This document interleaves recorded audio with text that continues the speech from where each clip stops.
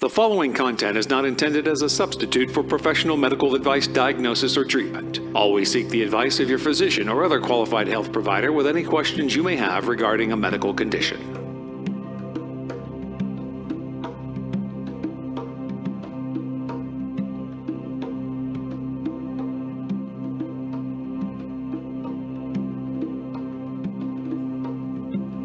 Hi, my name is Marina, and I am the host of Always Another Way podcast. I have a master's in professional counseling, and I'm the IPPY Award-winning author of Stop Looking for a Husband, Find the Love of Your Life, and Nasty Divorce, A Kid's Eye View. I've written positive divorce advice for the HuffPost, and I'm trained in clinical hypnosis. And this podcast is for out-of-the-box thinkers, and it's for those who hear the call of hope and always another way. And if you're very rigid and set in your views, this is probably not your cup of tea, especially this show.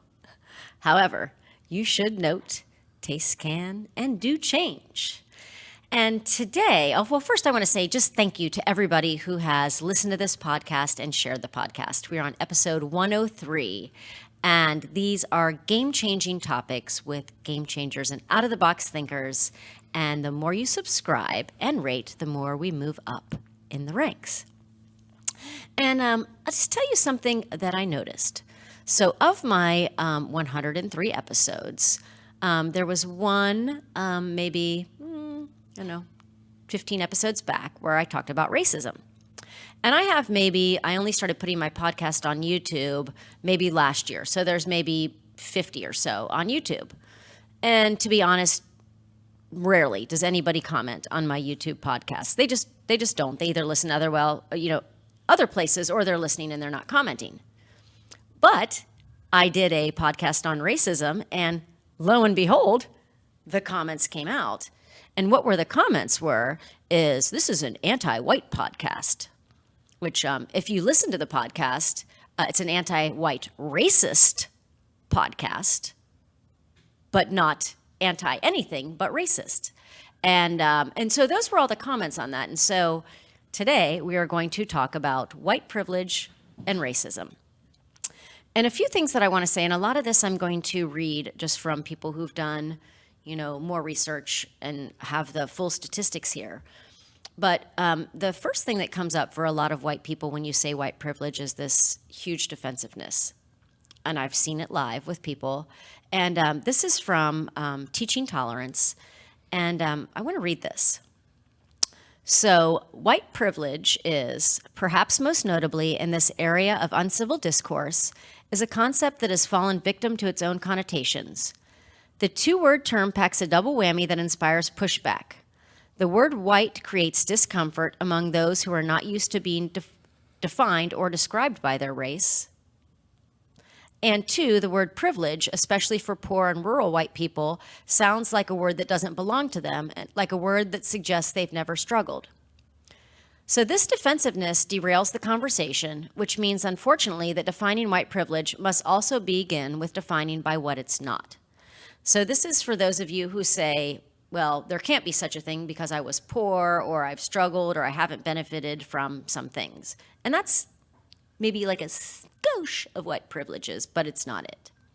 So, and then as she says here, otherwise, only the choir listens. The people who you really want to reach, check out. White privilege is not the suggestion that white people have never struggled. Many white people do not enjoy privileges that come with relative affluences, such as food security, and many do not experience the privileges that come with access, such as nearby hospitals. And white privilege is not the assumption that everything a white person has accomplished is unearned. Most white people who have reached a high level of success have worked extremely hard to get there. Instead, white privilege should be viewed as a built-in advantage, separate from one's level of income or effort. So now, this is what white privilege entails. It's the power of normal, which goes beyond CVS. White people are more likely to see positive portrayals of people who look like them on the news, TV shows, and in movies. And that being said, just side weight, and you can know via your personal experience, just go back 20 years, and even today, look at the representation. And if you're white, you're probably not noticing it because you are well represented. But look at how they're representing black people, especially 20 years ago. And if you don't think that if you see every black man as a criminal for 20 years in every single thing that you watch, that that is not going to affect you mentally, you're absolutely wrong. So it says white people are more likely to be treated as individuals rather than representatives or exceptions to a stereotyped racial identity. In other words, they're more often humanized and granted the benefit of the doubt. They're more likely to receive compassion, to be granted individual potential, and to survive mistakes. This has negative effects for people of color who, without this privilege, face the consequences of racial profiling, stereotypes, and lack of compassion for their struggles. In these scenarios, white privilege includes the facts that white people are less likely to be followed, interrogated, or searched by law enforcement because they look suspicious. White people's skin tone will not be a reason people hesitate to trust their credit or financial responsibility. And if white people are accused of a crime, they're less likely to be presumed guilty, less likely to be sentenced to death, and more likely to be portrayed in a fair, nuanced manner by media outlets. The personal faults or missteps of white people will not likely be used later to deny opportunities or compassion to people who share their racial identity. White privilege also has to do with the fact that I can just go places and not be seen as anything threatening at all. I see myself in Barbie dolls, baby dolls as kids, ads, everything else. I see me. And I know for the things that I've done, I've been pulled over by police many times. I don't freak. I don't think I need to call somebody. I don't think I need to have anything gone on. I can say, oh my God, officer, I have to go to the bathroom so bad. I really got to pee. Will you let me go? And I've gotten off like that. I'd have never had any conversations with my son, who's 16, that black women have and black men have with their children about what to do if they're faced by police, other than be respectful. I don't have any of those conversations. So let's go back to systemic racism. So that's who controls the wealth. And according to one study, white families hold 90% of the national wealth, Latino families hold 2.3%, and black families hold 2.6%. Not only that, the Great Recession hit minority families particularly hard, and the wealth gap has increased. Think about this. For every $100 white families earn in income, black families earn just $57.30. And that is a huge racial justice issue. And this is, forget where I got this from, but it's a site on systemic racism. It's also next to impossible to build wealth without steady and rewarding employment. Black unemployment rate has been consistently twice that for whites. Over the past 60 years, no matter what has been going on in the economy, whether it's been up or down, and then people might say, maybe higher education would help with that. Well, according to the data, blacks with college degrees are twice as likely to be unemployed as all other graduates. And that's because, as one study found, job applicants with white-sounding names get called back 50% more of the time than applicants with black-sounding names, even when they have identical resumes. Given this, perhaps it should not come as a surprise that even though, as we said, blacks make up 13% of the population, they represent 40% of the prison population. And somebody might say, and they're, maybe if a person and a white person each commit a crime, the black person has a better chance of being arrested. And it's also true that once arrested, black people are convicted more often than white people. There's also a new study out that shows that right now, where did I just see that at? We're going to go back one more time. Suzanne, this article that police shootings are the leading cause of death for young American black men, new research suggests. Then also in systemic racism, black Americans are far more likely than whites to lack access to emergency medical care. You can see in the COVID that black people are dying at higher rates. Black women have higher rates of birth death just all along. And all that being said, I am going to bring on my guest who is going to talk about her personal experience, because as a white person, you can never, ever know what it's like to be in a minority. And you might say, well, I went one time to a place where I was the only white person and there was a bunch of black people. That is like one instance of your life and not your whole entire life systemically, from no matter where you came from, but what you see, what's accessible to you, to Band-Aids that aren't the same color as your skin. But I have a badass lady here, my friend Jess Garland, who is a Dallas-based singer-songwriter, recording and performance artist. She's a multi-instrumentalist using a combination of harp and guitar loops, evoking elements of ambient folk and celestial tones. Jess most recently opened for Madame Gandhi at Babes Fest 2019 in Austin.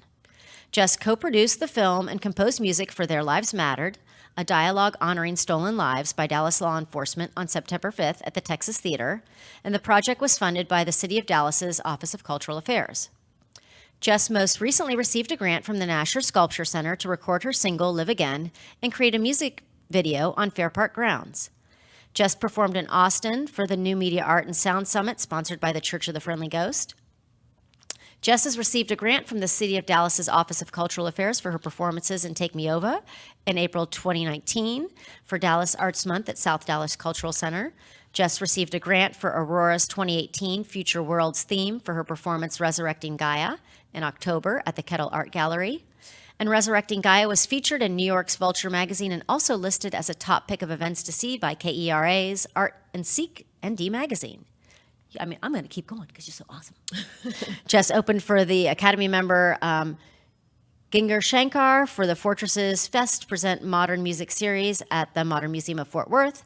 She's composed music for Art Pina's play, Nameless Endless, where she also performed at the Reading Room Gallery. Jess is a harpist with the Sunshine Village Band. She's an educator and a nonprofit free music education program. Her nonprofit free music education program, Swan Strings, which has recently been featured in Advocate Magazine and D Magazine. And welcome to the show, Jess. Thank you for having me back. Yo, you're so welcome. Oh, yeah, she was on episode 80, where you can hear all about her badassness of how she's become her and her awesome self, musically and otherwise. But now we're going to talk about the point that I can't talk about. Now, you were so nice that I reached out to you, and not that it's, for you, it's every week. There is some video of something going on. And just, two things this week. The white lady who on video is freaking out that this black man bird watching is after her and terrorizing her when he's doing nothing, as the video shows. And then knowing that black men are now more likely to be killed by police, that is the number one way they're going to die. If something would have happened, she could have just got that man murdered. Oh, yeah. From her bullshit call. Mm-hmm. And then another man who was murdered by a policeman while other policemen watched, also on video. Mm-hmm. And then, so that's why we're also talking about it today, because it's a never-ending scenario. That is correct. Yeah. And so, why don't you just tell us what, maybe just from the time you were younger, because we kind of talked about this, because you can see kids and little teeny kids will play with anybody if you're cool, Right. Or you got something you want, and then something happens. And then what happens, and then how you view life differently than your growing up experiences are way different than mine. Yeah. So it's just kind of surprising to have the conversation a little bit that these are things that happen daily. Yeah. Because it's just something that people don't really see and or understand. But I've always grown up in a white neighborhood, but didn't really know it was a white neighborhood, to be honest, because my parents didn't really talk about race until it was necessary to have that conversation. So I grew up partially in North Dallas, and then we moved to Northeast Dallas, where my mom still lives over by White Rock Lake. So we were the only black family in the neighborhood for a very long time, and still it's very few black people that live in that neighborhood. And I didn't really know racial terms until maybe about 7 or so when we moved to that neighborhood, because the previous neighborhood we lived in was primarily adults, so I didn't really play with a lot of kids, so I didn't really hear things like that. Also, even though I lived in North Dallas, I went to school in Southern Dallas because that's where my dad, where he had his own business. So there were just a lot of things that I was not exposed to until a couple incidences happened. Yeah.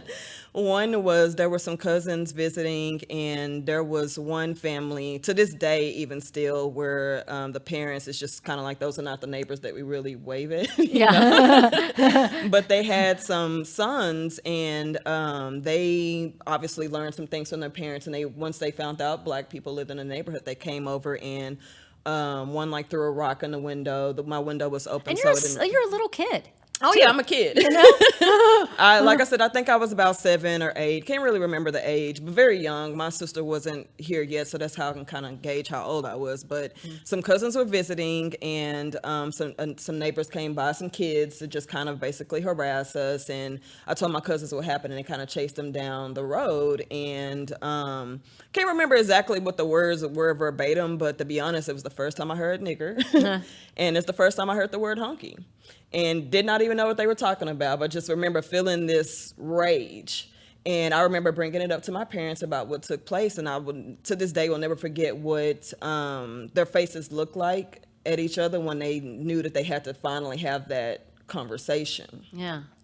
About how, you know, there are some people in this world that are not going to like you based off of the color of your skin. I know, and for a little kid that's like 7 years old, Yeah. like, oh, I mean, like, yeah, that sucks. Yeah, I just really didn't know, and I'll never forget that day. And ever since that day, my life changed, and I definitely, you know, the lens had been removed and started to see things very differently. Yeah.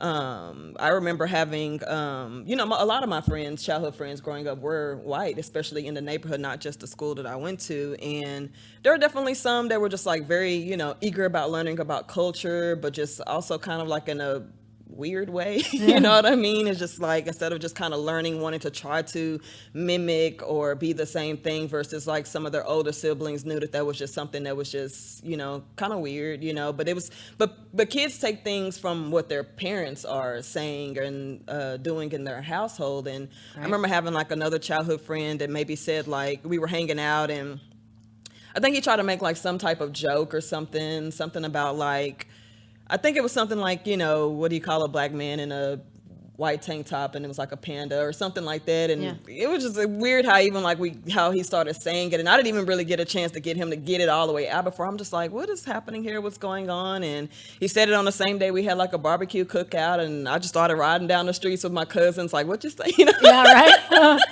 So ever since, like, there was a lot of things like in that neighborhood where things really changed for me and started seeing things very, very differently. But my parents, they were trying to be progressive, and I guess that they thought that maybe they didn't have to. I think every generation wants to believe that that their children are not going to have to deal with these things, but you know, obviously that's something that we can't escape. And that's with anything with children, you know, like sometimes you want to try to protect your child from a lot of things, but if you don't teach them, somebody else will, you know? Yeah. So yeah, that's definitely one of my first instances with racism. And then also, I can't remember how old I was when this happened, but it was probably around about the same age. My mom and I were on a highway, and a truck of skinheads tried to run us off the road. And at that time, of course, I didn't really know what skinheads were. Yeah. But I remember what they looked like in the car. They were in a pickup truck. They all, you know, were bald. Yeah.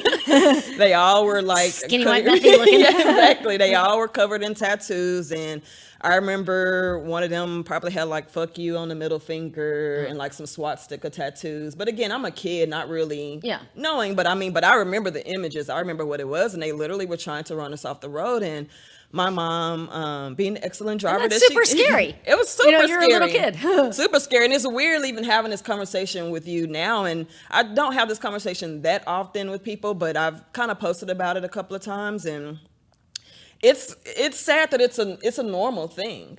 It should not be normalized, but it is. These are things that I'm used to. Like as a child, some white men tried to run my mother and I off the road. For nothing but being black. For nothing but being black, yeah. You know? I do think we were probably targeted because, and this is just, and I say this because, you know, there are other stories where we're probably targeted based off of the kind of car they were in, you know, like it's, you know, it's bigger than race. It's about, you know, class. Yeah. And so I think that there was some young white men who were in this beat up pickup truck who saw a black woman with her child in a nicer car. Oh yeah, let's go fuck with them. Yeah, which is all fucked up and all that more perspective. You know, like, because there's no way they would have done that if my dad was in the car. Yeah. So just just how cowardly that is, and insecure that is, racism and classism, that's about just insecurity. Insecurity, fear, and ignorance. Exactly, All wrapped up in and one. they tried to run us off the road, and my mom, she tried to, being an excellent driver that she is, and was in a very, kind of sports car, was for the most part trying to get away from them. She tried to outgun them. she tried, but again, we're on the highway, and so they found the way to kind of catch back up to us, and it literally took my mom telling me to get back and get down, and I was obviously on the passenger side. I was not in the back seat, where she pulled out a gun directly in my face they were like trying to ram us on my side. Oh, geez. Like on the child's side, like passenger side. I mean, that is scary as shit for a kid, like super, and for an adult too, but like also for a kid. Yeah, and if it wasn't for my mom pulling out her gun, like, who knows what would have happened? People don't understand that there are real attacks on our lives. Yeah. And if she had not had a gun, and I know there's a lot of people that are, anti, gun law and things like that. But to be honest, if she had not had that gun that day, who knows what would have happened to us? Right. That was the only reason why they went away. Yeah. They didn't expect that to happen. Yeah. I mean, super and that's like, and we'll talk about like how that just like how this is like coloring your life as a kid growing up, and you see white people go at you and at you and at you. Yeah, I mean, definitely, like I said, just like from for no reason other than being black. For no reason, and I don't even know if at that time I really knew what that was about. I mean, later on I knew, but it didn't take that much, like I'm still kind of being introduced to what this really is and what this means, but yeah, talk about childhood trauma. that's definitely one of them. And to the point where my mom recently, this was about a year ago, and this was after a Trump rally, she was going home in her neighborhood, like just leaving the grocery store, and she lives near White Rock Lake, and again, in a new sports car, some guy in a Jeep thinks he can try to run her off the road, like he literally zoomed past her and yelled out of his car, "Get off the road, nigger," is what he told my mom. Jesus. Sped up and went down the street that he knew she was going to turn down, and pulled over, so that when she turned the street, he got out and was coming towards her with a crowbar. That's scary. Oh yeah. Yeah. Yeah. And that's never happened to me. Like never, never, never, never, never, never, never, never, not to any white people that I know. My mom, called the police. She tried to take a picture in that moment. Of course, it was a little bit blurry. Because you're scared. Because somebody's got a crowbar coming at you. Exactly. Some dude. But she was able to get an image to where I would like to think, with the technology that they have, that they would have been able to determine who this person was, or at least to try to start some type of an investigation. Of course, they didn't do anything. And to be honest, we all kind of took it upon ourselves. My mom asked me not to, but it's my mom, so I did it anyway. Yeah. I'm riding down a neighborhood, and I'm riding down streets to see if I can find a black Jeep. Right? To see, who is this person? Where does he live? We were trying to figure out how close in proximity because that's a that he lives complete to my crime. You mom. cannot go harass people and then go at them with a crowbar. And this is her neighborhood, so we're trying to figure out like who is this in the neighborhood, right, that is doing this. There's so many stories that I can tell about living near White Rock, like living in a mostly or all white neighborhood. There's so many stories that I can tell about that, but we took it upon ourselves, or I can say I took it upon myself, which is something I'm sure, that the police would not recommend. But, people are tired of the police not, taking those extra measures to protect brown people. Right. So I took it upon myself to drive down a neighborhood just to see what I can personally find out myself. Like, what street does this person live on? So to try to be, and you shouldn't even have to live cautiously in your own neighborhood. Right. She was leaving the grocery store, driving down Garland Road, near minding the Arboretum, business. turning down Lakeland, minding her own business, and was targeted, and this person was maybe in his 40s. He was not an older, gentleman, in the neighborhood. He was kind of like a middle-aged white man, you know what I mean, who is taking on the beliefs of older generations, and that's always just sad to see that people think that it's, the older white people has got to die for this not to happen anymore. And that's not true. Like when I went to SMU, there are so many uneducated white people. Oh. They go to Southern Methodist University, which I have a love-hate relationship with. I think I was talking to you about this yesterday, where being an American or a Black American, I am American by all means, but there's a love-hate relationship between being an American and working in this capitalist society.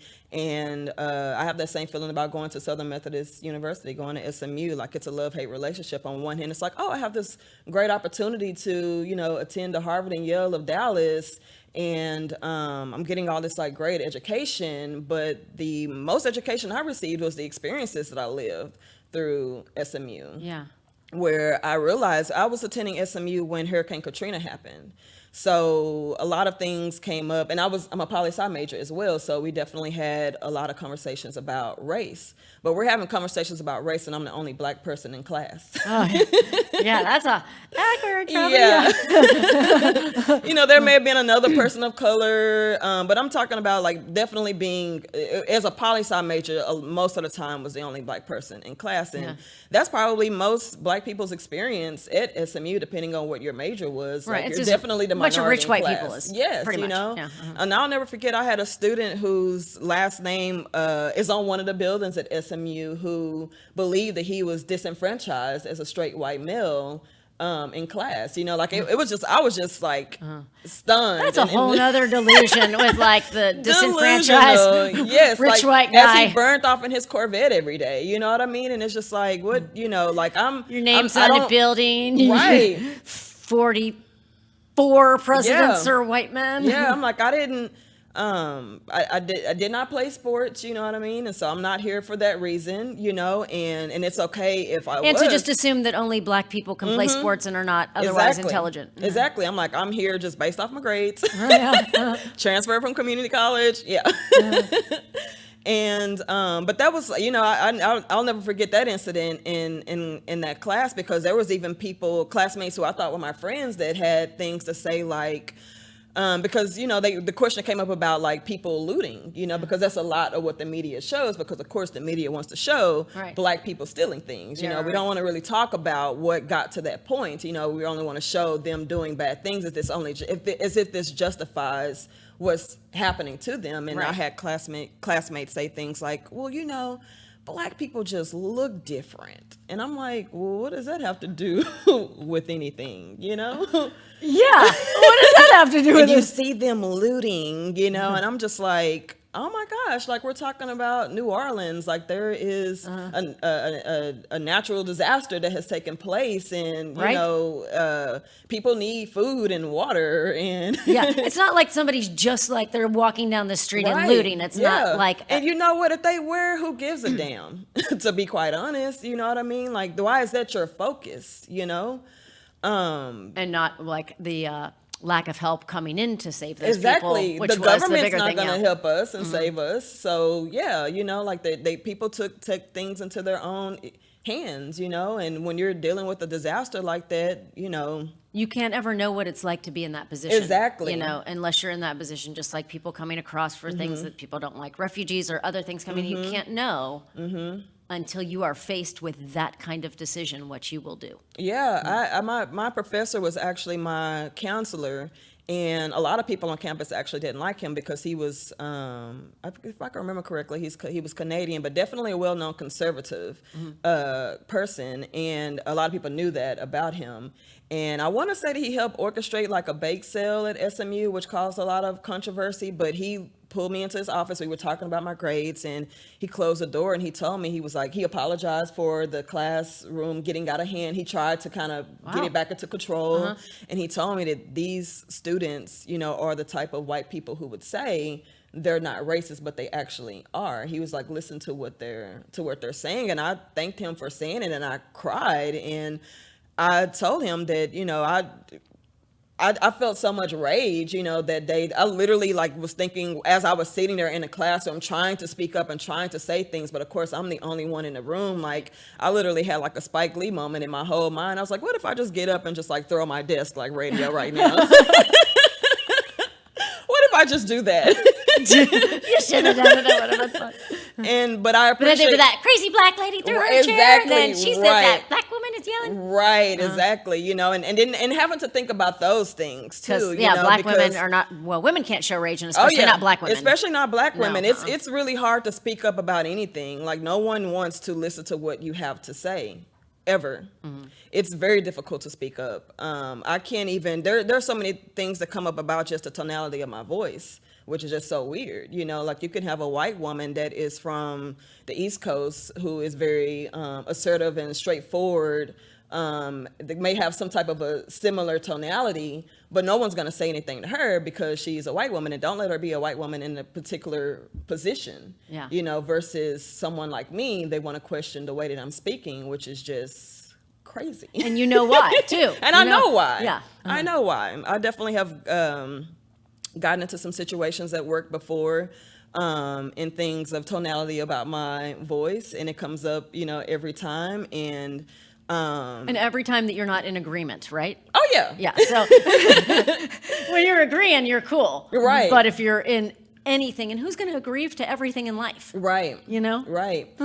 So anytime I ever speak up about anything, there's always questioning, credibility, you know, wanting to, I don't know, just not really wanting to, just questioning what I have to say, you know, all the time. Like, just literally it goes in one ear. Like, you need to bring the proof. And out the other. Just, definitely bring out the proof, you know. And it happens those are things that happen in corporate America daily. Like, anytime I bring up any type of ideas about anything, and organizations, you know, say that they want, you know, more black people on their boards or more black employees, or even want to reach out to the black and brown communities. But when you have someone that does that, it's the same thing. They want to question your approach to that, you know, instead of listening to what that person actually has to say. Well, you don't know because you're not black, right? You're not brown. You haven't dealt with any of these things. You can have, and I'm not saying your ideas are not valid, but don't bring a black person into this specific role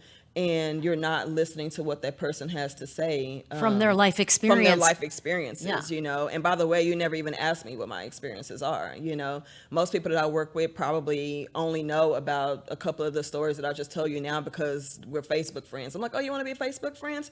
Okay. Yeah. Look at what I have to say. Right. And then I think that is the more knowing of things, like, because when we can know people more, you know, and then not that that's going to stop it, but just to know, like, more of, like, what's, you know, what your real experiences are on the day to day. Like, because, you know, if you're really trying to help people, I can't say, like, I'm trying to help people that have had, like, whatever it is, say eating disorder. If I've never had one, I don't know. Right. Because it's not me. You don't know unless you've experienced it. Right. And, you know, and, people are, I mean, the good thing about technology and social media these days is that we do have cameras for people to see things.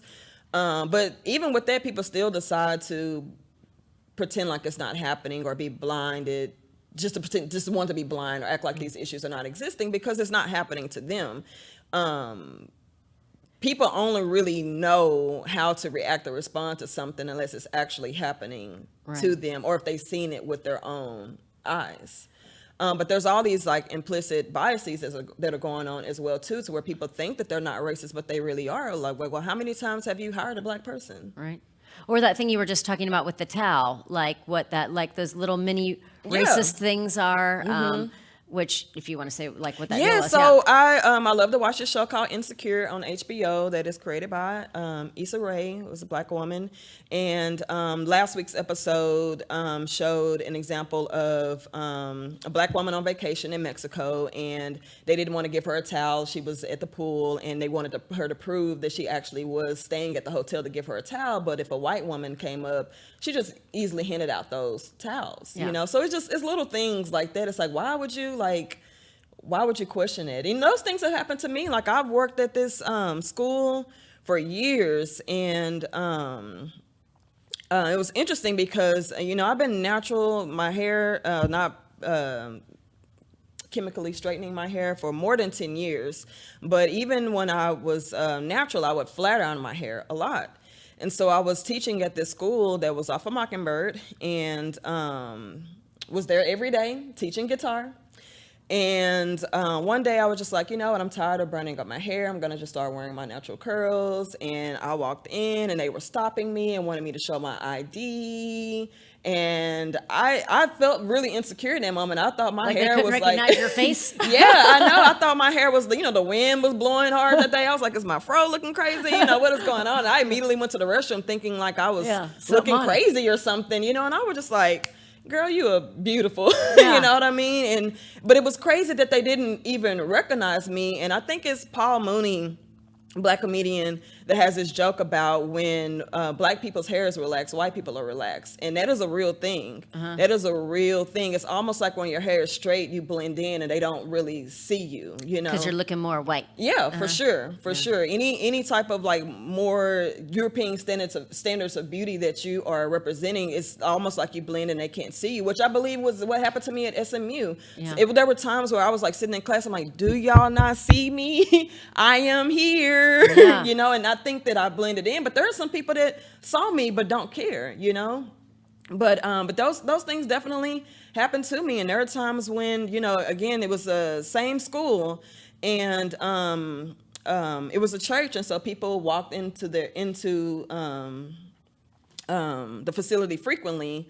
And I've seen old white couples like grab their hands, like, grab each other very quickly. And She's going to come steal your purse. Exactly, or people questioning what was like in my guitar bag. I'm like, it's a guitar. What you think I'm coming in here with a rifle? Like, what do you think this is? But meanwhile, homeboy can come in with a freaking AK and a Chipotle. Yeah, exactly. Nothing. Exactly. And so, I remember feeling those things. And as a woman, it's really hard because speaking of terms of statistics with Black men, like I was used to seeing that towards Black men. But when it started happening to me as a Black woman, that you see me as a threat, like I'm going to kill you, like it's just like you don't even know me. You don't even know me, and it doesn't matter what car you drive. It doesn't matter what you're wearing. Like I said, I clearly have a guitar bag on my. I'm here every day teaching your children or your grandchildren. But because you're just literally looking at the color of my skin, you see danger. And you're scared, You're scared, and it's just because you've been watching TV, which is just showing you all that. Right. Grandpa's been talking about all the stuff, the things that he calls people. Right. Yeah. Yeah. And so it's just really it's just sad. I've definitely been in those, but again, those are daily occurrences, walking into certain department stores that people don't think that's where you belong, it's just, there's all types of things. Okay, then this like segues into the other thing I was talking about like when people say like Black people don't like white people. Well, here's probably why. You know what I mean? No, exactly. Not that, but you know what I mean? Like, so even just thinking like, so for my level, I had like abusive men since I was very young. So I'm really skeptical of men, just like in general. You know what I mean? Like I'm going to be skeptical of you based on my experiences. And people can see that. But if your experience, since you are 7 years old, from white people that are thinking, and then for people to even think like what that does to somebody mentally, if since you're young, you're being, and you can feel vibes too. They might not even have to say anything, but somebody just like goes like this when you come in. Yeah. What does that make you feel like? Like, Right. and I don't get people, like people aren't scared of me. You know what I mean? And if over and over again, if you are getting this from, if you would put yourself in the perspective of somebody who is just like over and over again from white people feeling like, made to feel like you're a threat, you're dangerous, you're bad, you're wrong, you're not this. I mean, there's got to be some deep internal rage, because I know I've struggled with like deep internal rage based on abuse of power to people where I want to take somebody out. Yeah. Although the rage is real. Yeah. I mean, how could it not be? You know what I mean? And it's emotional trauma, For sure. of just not really knowing how to process it. You get numb to it to a certain extent, and then you do have days where you just go off, and then you want to have these conversations like I'm having with you right now, and sometimes people it goes in one ear out the other, and they don't get it, or they hear it but they don't do anything about it, because I really appreciate you doing this, because I do believe that it is not, I know that it is that this is not just a Black person's problem. This is an American problem. This is our problem. And Black people didn't create this system. For sure. White people did. White people did. So it's up to white people to figure out what you're going to do about it, So you and I as friends definitely have these conversations off the air, but I appreciate you, especially with obviously with what you do, wanting to put this on air, because I have a lot of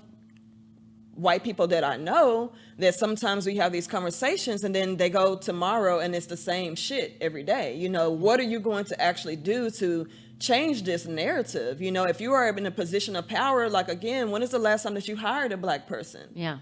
With the same skill sets? And I used to work in the legal field and in human resources, so I saw this all the time. You know, based off of like some of the things you mentioned earlier about looking at certain names and not bringing them in for those reasons, you know. And that's like Or, statistically proven they've like done that to show. exactly, you know, and there are plenty of times, I know my name doesn't sound black to people, which whatever that means, you know, but my name is Jessica Garland. Yeah. I got called in all the time, you know, but Yeah. as soon as they saw me, I was like, oh. We didn't know that Jessica was a black Right, name. yeah. Exactly, like saw it all the time. With that hair and with that Yes. dangerous look of you. Yeah, exactly. Like it happened all the time. And then once if you do get the opportunity to get that position, then you're in my situation less likely to get promoted. Every job that I've had, I've gotten fired before more than one time. And it wasn't because, I know it wasn't because I wasn't a good employee. Like I showed up on time, was excellent at the work. But again, it's that speaking up about things. And Trying to ruffle those feathers oh, up. every time. And I can't be anywhere and not bring stuff up. That's just Which you should. Which That's you the only should, way to you know? change things. You know what That's I the mean? only way to change things. And you know, I would always say that it's because I didn't fit the culture, because it wasn't my life's purpose to be an attorney or to be in human resources. But those are things that I was just trying to do. I always was still teaching guitar or being a musician or a performing artist. But so that's what I used to always say, but it's really deeper than that. It really is a social construct, you know, where you don't want to promote me, you know, but I've seen you bring in another white person with probably less qualifications than I have or experience than I have to put them into that role or promote them, or And it's clear as day. Clear as day. Or being in human resources, I can see that you're paying that person more than you're paying me. And then it's like, how do you bring that up, you know, and how do you, like if you're working with a VP of HR or a VP of anything, like who is the person that you can report, like who's your report to? You know, what do you do when the president or CEO is the person that is, you know, using all of these, that's created all of these policies or enforcing all of these policies? Like, what do you do in that situation? So there's been plenty of times where I've gotten, you know, fired. And there was a particular situation where a place where I worked where I spoke up. And again, it was a situation where being a black woman speaking up was something that they just didn't want to hear. And I didn't see what the difference was, because anytime a white woman spoke up and was loud about it and emotional about it, they listened. But when I spoke up, I'm aggressive. To the point where I got fired, and when they did the exit interview, they kind of circled their way around the round table in case as if I was going to attack. Right. And the person that was saying these things about me, she was playing the role of the victim as if I was going to attack her. So they listened to her concerns and her tears. And the thing about it was African American. exactly, you know, and I just was, there was so much pain in that. And you have to just sit in there in it. And you know what the VP told me? He was like, if the president came in here right now and was, you know, cursing me out or speaking down to me, do you think I'm going to say something back? I said, you should. Well, I'm not. And I'm like, well, what is that? You know, like, they did try to say that she was wrong for how she was speaking to me, but ultimately I was the one that got fired for speaking up. Yeah. I don't care what position, I don't care what your title is. I don't care how much money you make. I don't care who you are. I don't care what your race is. I don't care about any of that.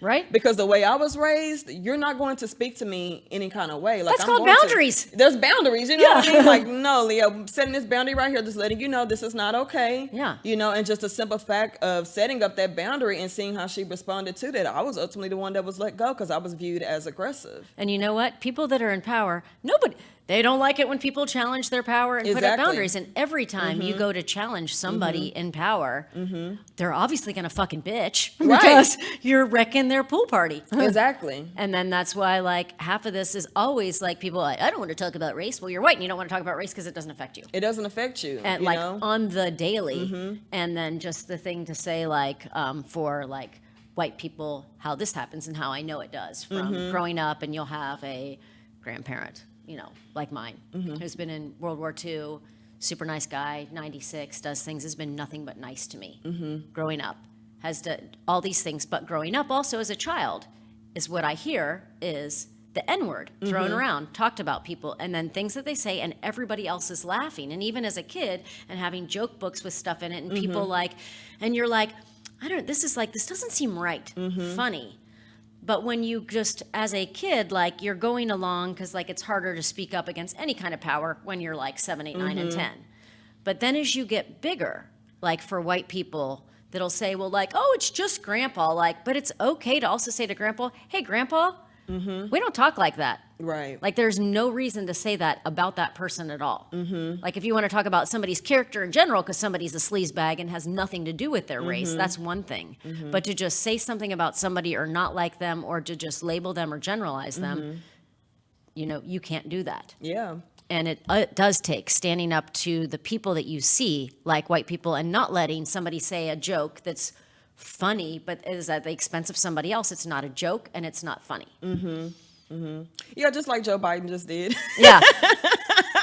I just have to say that. You're not black if you're I just had to say that, you know, like I get the joke that he was trying to say, and obviously he feels comfortable enough around black people to say that, but that's like the ultimate white mistake. You're not black. Yeah. I don't care if you and Barack Obama are best friends and that you understand certain policies that affect black and brown people, but no, you know, like that's not funny. Right. You know what I mean? Just because you have one black friend. Just because you have one black friend, or however many that you have, if you got black family members, you know, like that's just not okay, because you literally have no idea what that's like, you know, and it's not funny. And not even to get extremely political, even though that this is a somewhat political conversation, you know, like that, to me, that is an example of how, you know, people assume that certain parties represent certain people. Yeah. You can't always assume that, and just to be very clear, not Republican by any means here, but you can't assume that the Democratic Party is something that's for you or for black and brown people. It's just or not, just like that because conservative guy that was on your side. You know what I mean? So you can't generalize anybody. You really cannot, because there are laws that are put in place by the Democratic Party that has a lot to do with black and brown people being in prisons, you know, and some of them are my family members, you know, to where, maybe they committed a crime, but definitely got a harsher sentence than the next person. Always, than and a it's white person, proven you know? in the news. I mean, homeboy who just like from Connecticut, that white dude who just was like on a killing spree of 2 people, and then they got his like preppy picture shown up. You know what I mean? The media definitely participates in all of that stuff. I remember, I think it was a race and politics class I took at SMU, and regardless of what we all probably believe about O.J. Simpson, it doesn't mean that the media didn't try to play on the dangerousness of his blackness. Not to mention that he had that Nicole was white, you know what I mean? But, you know, they purposely made him look darker in skin complexion to try to invoke that dangerous, you know, feeling, you know. So the media definitely plays a role in a lot of ideologies about racism, you know. And then we have like 2 more minutes. Wow. For, like, wrapping up. It went so fast. So fast. We could talk about this, you know, this could be several episodes. There's so many stories to really tell. Well, because there's people like you that are just living like, really, it's bullshit hassle every day. You know what I mean? Like, there's like little hassles I just have as a woman that's, you know, just kind of like, that you just deal with, and like snide comments, like some dude that we live at the pool comes over like, hey ladies, like you want to see me like naked? No, I fucking don't, dude. Right, yeah. Like, do not come up to me like that. There's like no reason why you should say that, but guys will just come up to you sideways. Like, so I have that happen. But I don't have people like challenging myself. Right. Like you cannot help that you're black, just like I cannot help that I'm white nor too you're born to. But for somebody to come down and just like put you down just because of something that you have no choice over, that is really just a level of melanin. It is. I mean, It really is. And there's no same brains. Everybody has the same potential to be intelligent. It's the human race. Yes. Like this is a social construct, that is put in place specifically for Black and brown people to not have certain opportunities. That's what it is. And it affects us on a daily basis. Yeah, and you just have to deal with like bull crap. So yeah. Anything else you want to say on the way out? Not really. Not really. Not really. Other than figure out what you can do to help this situation. As an artist, I definitely use that as a platform to speak out about issues like this. Like you mentioned earlier, I did a project last year called Their Lives Matter to discuss specifically the Dallas Police Department that have taken the lives of individuals here in Dallas. So you do something, don't just like talk about it in private at home, or just choose not to say anything or say that you care, but don't take an action. If you care and don't make an action, you're actually a part of the problem. Right. So figure out something to do. And again, I just thank you for using your platform to be able to have these, conversations, so that hopefully people could think about it a little bit more. And I think that it's going to take a lot to change someone who is actually racist, because we're talking about some deep rooted Serious issues. Some serious issues there. But the ones that are afraid to do something, and that's what it really is, it's being afraid. A lot of times, especially in corporate America, people are afraid to do something because they're afraid they're going to lose their job. Right. Because we live in a capitalist society. Or just like even the stuff of the other man that's watching the man who's like murdered the guy on, with his knee, and watching somebody murder this man. And then he's just standing there, and that's another police officer like, get your gun out and get that guy. Do something. But you know what? He could have been afraid of losing his job, or what's going to happen to him back at the station. Yeah, or maybe that guy's got his knee on this guy. Maybe he's going to get me later too. Exactly. Oh yeah, because I know some police officers that they have violence issues in the police within the police department. For sure. So yeah. That would be the last thing I would to say, is just figure out something to do to bring about change. I mean, that's a part of my life purpose, is to bring about change and self-healing and love, because it is about an insecurity, Yeah, for sure. It really is. Figure out what is wrong with you. And fix yourself. Fix yourself. Fix yourself. Fix yourself and don't be racist. Yeah. And call out those people that are. Because it just it takes everybody to take down abuses of power, and that's what racism is a huge abuse of power systemically, and you have to call it out at every turn, otherwise you get yo-yos running things. Yeah. All right, and you know that there's always another way.